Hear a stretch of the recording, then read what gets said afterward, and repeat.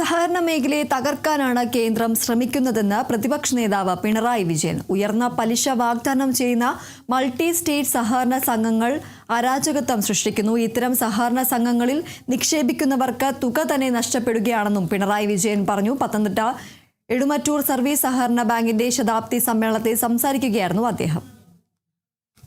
നമ്മുടെ കേരളത്തിലടക്കം പ്രവർത്തിക്കുന്ന multi state സഹകരണ സ്ഥാപനങ്ങൾ, ആ സ്ഥാപനങ്ങൾ എല്ലാ സഹകരണ തത്വങ്ങളും മറന്നുകൊണ്ടാണ് പ്രവർത്തിക്കുന്നത്. അവർ നിക്ഷേപം സ്വീകരിക്കുമ്പോൾ സാധാരണ നിലയിലുള്ള പലിശയല്ല, മോഹപലിശ കൊടുക്കുക എന്ന് പറഞ്ഞാൽ വാഗ്ദത്തം ചെയ്യുകയാണ്. നിക്ഷേപിച്ചവര് പിന്നെ അനുഭവിക്കുന്ന കാര്യം നിക്ഷേപത്തുക അടക്കം നഷ്ടപ്പെടുന്നു എന്നറിയാൻ. ഈ കാര്യത്തിൽ കേരളത്തിലെ സഹകരണ വകുപ്പിനോ ഗവൺമെന്റിനോ ഒന്നും ചെയ്യാനാവില്ല. കാരണം അതിന്റെ പൂർണ്ണ നിയന്ത്രണം മൾട്ടി സ്റ്റേറ്റ് സഹകരണ നിയമം അനുസരിച്ച് കേന്ദ്ര ഗവൺമെന്റ് കയ്യിലാണ്. ഫലത്തിൽ ഇതുണ്ടാക്കുന്നത് സഹകരണ മേഖലയിലെ അരാജകത്വമാണ്. എന്നാൽ അതിനപ്പുറം കേരളത്തിലത് പ്രധാന പ്രശ്നമായിട്ട് വരുന്നത് കേരളത്തിലെ സഹകരണ മേഖല നേടിയിട്ടുള്ള വിശ്വാസം തകർക്കുന്നു എന്നുള്ളതാണ്.